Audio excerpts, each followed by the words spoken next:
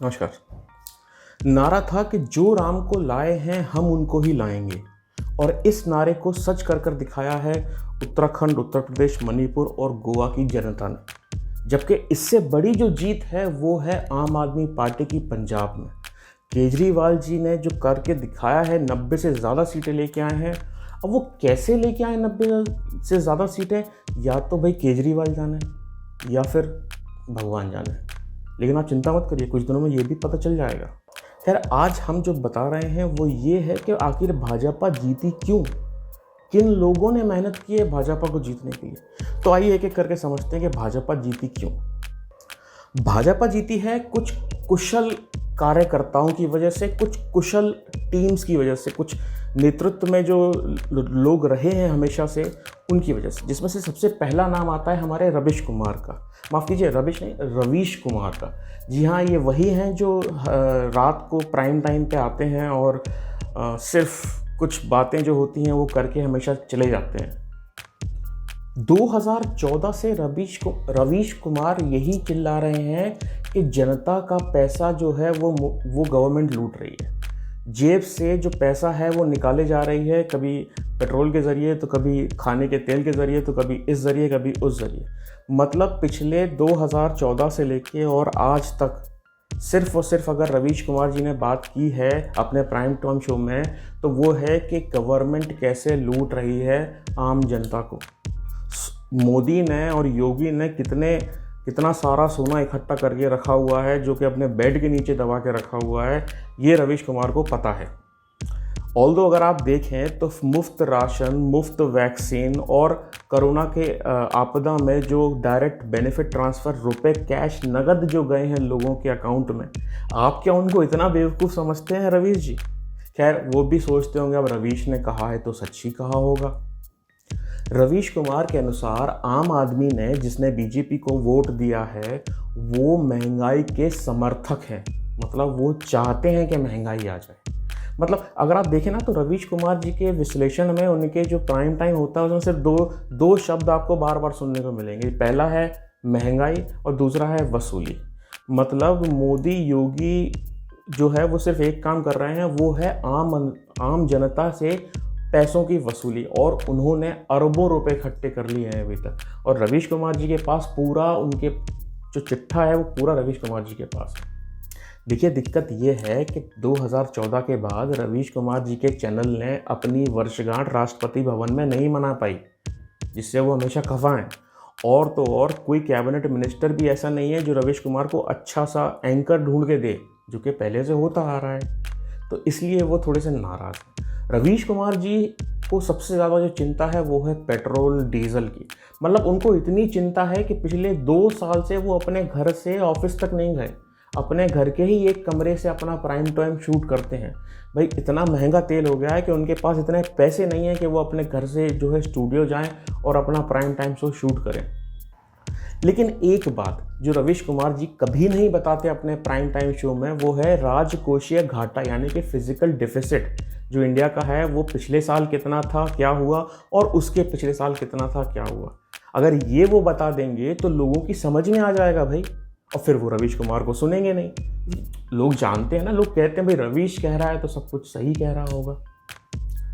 अगला नाम आता है हमारे किसान नेताओं का, जैसे कि राकेश टिकैत जी और हमारे योगेंद्र यादव। योगेंद्र यादव की बात करें तो उनके हिसाब से स्मार्टफोन, टीवी, कंप्यूटर, लैपटॉप जो है वो सब कुछ बीजेपी ने घेर के रखा हुआ है। मतलब मुझे पता नहीं था कि एंड्रॉयड और iOS के अलावा भी कोई बीजेपी का ऑपरेटिंग सिस्टम है जो लोग यूज़ कर रहे हैं और सिर्फ बीजेपी को वोट दिए जा रहे हैं। और राकेश टिकैत जी तो जैसे गायब ही हो गए। मैंने कितने दिन पहले भाई सारी पॉलिटिकल पार्टी से कहा था कि भाई कोई इनको टिकट दे दो, किसी ने उनको टिकट नहीं दिया। अब आज वो क्या कह रहे हैं, जब उनका जो काम तमाम हो चुका है। देखिए, किसान कानून के चक्कर में जो वो इतने बड़े नेता बने थे, वो किसान कानून रद्द हो गए। जिस कांग्रेस पार्टी ने उनका समर्थन किया था वो पंजाब में हार गई, और अब क्या होगा आप तो जानते ही हैं। लेकिन ये ज़रूर देख लीजिए कि वो कहना क्या चाह रहे हैं अपनी पार्टियों की हार के बाद। वो ये कहना चाह रहे हैं कि हम तो आंदोलनकारी हैं भाई, पॉलिटिक्स का आंदोलन का मतलब ही नहीं है। सुनिए, आप खुद सुनिए। देखो, रुझान ये है कि किसी के भी पक्ष में जाओ, बीजेपी के पक्ष में ज़्यादा जा रहे हैं। यहाँ पे देश में एक ही चीज पे काम हुआ कि वोट कैसे मिलेगी,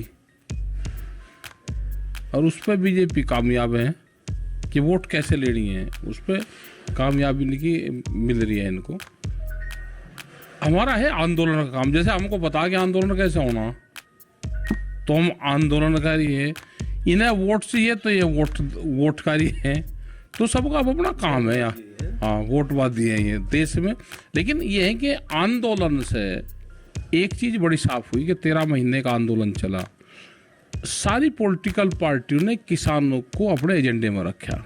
अब जिसकी भी सरकार आए, जो भी वादे करे, उन वादों को पूरा करें।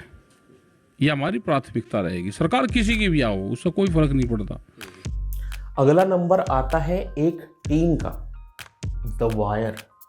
द वायर एक ऐसा प्लेटफॉर्म है जिस प्लेटफॉर्म ने ये कसम खा के रखी हुई है कि कांग्रेस का झूठ सच और बीजेपी का सच झूठ, बस यही चल रहा है। अगर आप देखें तो द वायर के कितने ही अंकों में आप क्या मतलब, आप रोज अगर आप देखें तो आपको सिर्फ और सिर्फ एक ही चीज़ दिखेगी, वो है बीजेपी।